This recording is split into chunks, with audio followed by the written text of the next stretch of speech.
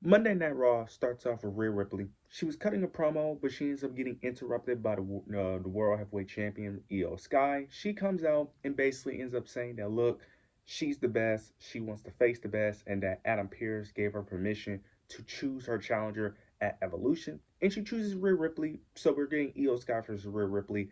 Don't need to go that in depth on this promo segment. Um, yeah, I'm interested to see how this match plays out. I think this could go either way. Now most people are predicting that Rhea Ripley will win.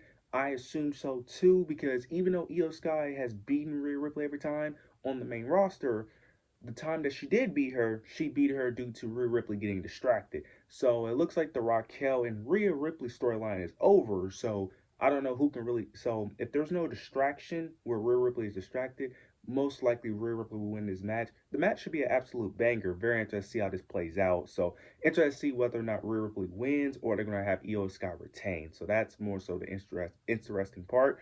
But I know a lot of people are going to be mad at this. A lot of people are going to complain about this, complain that Rhea Ripley is getting another title shot. But who else do you want Io Sky to face outside of Asuka? Even though Asuka doesn't really deserve a title shot because what Oscar hasn't. Well, Oscar did the Queen of the Ring stuff, so but Rhea Ripley just got a victory over Raquel, even though I don't think a win over Raquel really does anything. But if she would have lost, but now it makes a little bit more sense to why she won because if even though it's Rhea Ripley, if she would have lost to Raquel, people would have complained anyway because people would have just said that why is Rhea Ripley getting a title shot when she just lost a match? So people would have complained either way. If she would have beat Raquel, get a title shot, the internet would have complained, and then if she would have lost, people would have complained either way. So look, this was the best option. This was really the only option, really, because there's no one else for her to face unless you were going to do Io versus Asuka. So we'll see how this plays out. But I'm assuming Rhea Ripley will win, but we'll see how the story plays out. Next, we end up getting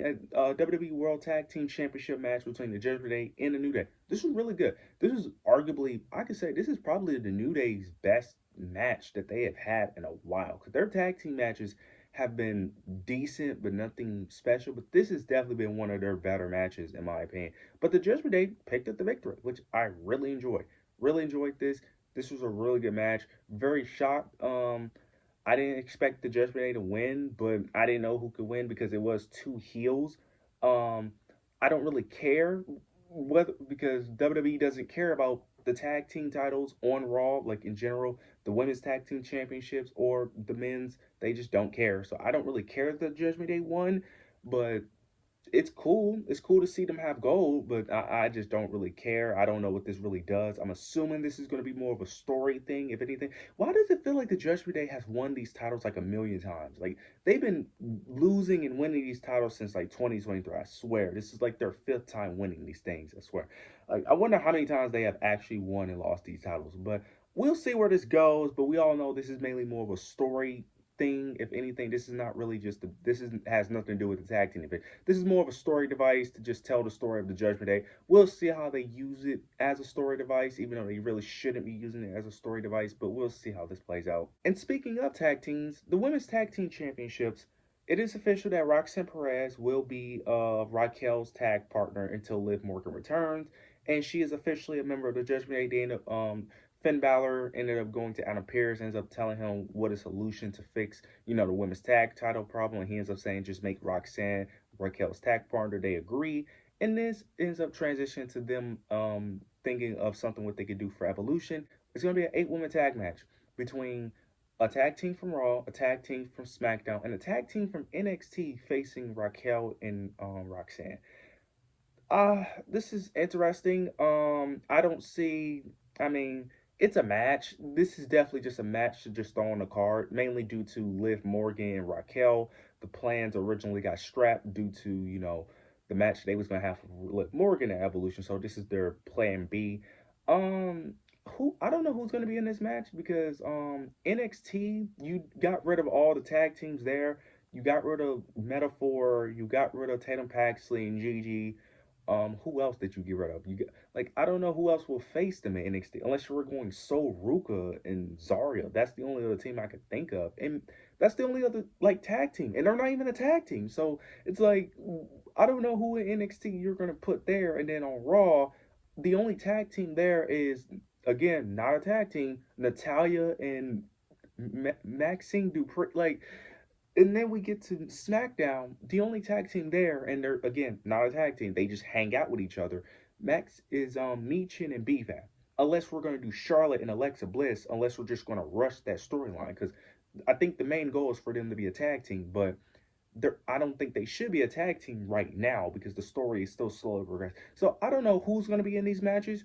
Whoever's going to be in these matches are not going to be tag team. This is going to be randomly forced, but we'll see where this goes. But look, I'm glad that Roxanne is in the Judgment Day storyline. But the tag titles, they should have just got rid of them. They should have just destroyed them, burn them, just get rid of them entirely because you don't have a division. You clearly don't care about booking. I don't understand this. They clearly don't care about booking them, but they keep them. I don't understand it. I don't get the logic behind it, but it is what it is. We'll see where this goes, but I doubt it'll be.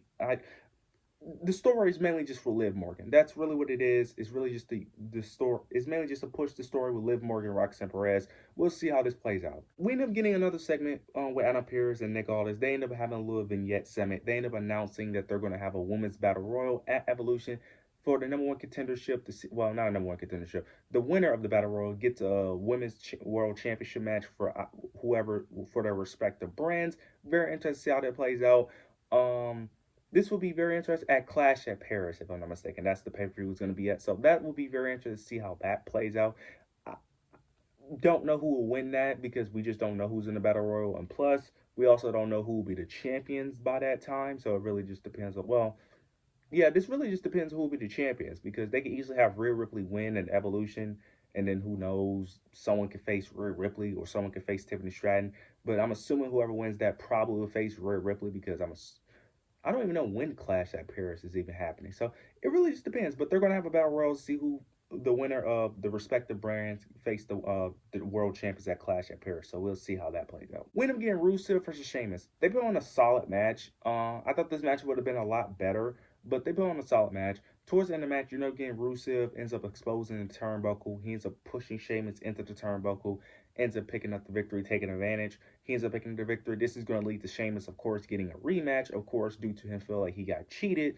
I like what they're doing here. I do think that what they should do with this feud, just do Carmelo Hayes and Andrade Part 2, just on Raw. That's the best way to utilize these guys. You got two great in-ring talent that we know most likely won't go to the main event scene, but they could put on banger matches and get over with the crowd. If you want them to get over, well, Sheamus is already over with the crowd, but if you want Rusev to really get over with the crowd, just have him continue to feud with Sheamus and put on banger matches. Just put on great match after great match after great match, and then eventually it could lead into a pay-per-view.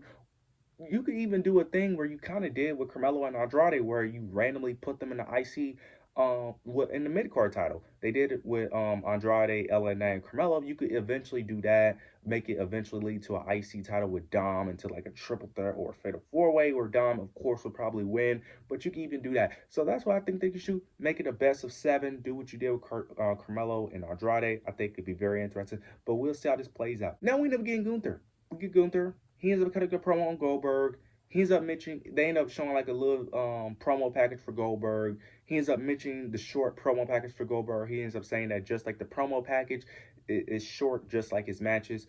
He ends up mentioning that he has no fear for Goldberg and that he's the top guy. Gunther ends up also saying that he could easily defeat Goldberg in 3 minutes, but he ends up saying that he's going to take his time because he wants to embarrass Goldberg.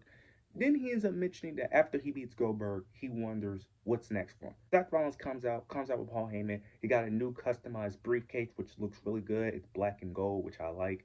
He ends up coming out, and then Goldberg ends up alluding to what happened at Night of Champions. Ends up saying that him and Paul Heyman are smiling a lot for people who didn't accomplish what they was meant to accomplish on Saturday night, not Saturday night's main event at Night of Champions. Seth Rollins ends up twisting it, which I expected, into saying that look, the plan was about CM Punk. It wasn't about the cash in. It was about CM Punk, and that he's going to make sure that CM Punk would never become world champion as long as as long as he's in wrestling. He's going to make sure CM Punk is not going to become world champion. Then he ends up mentioning the Money in the Bank briefcase, and then you end up getting CM Punk comes out. He comes in the ring, attacks Seth Rollins. They brawl. Seth Rollins ends up escaping. He ends up going towards the crowd area. But then he ends up, celebrating, think he escaped. LA Knight ends up attacking Seth Rollins. Ends up attacking from behind.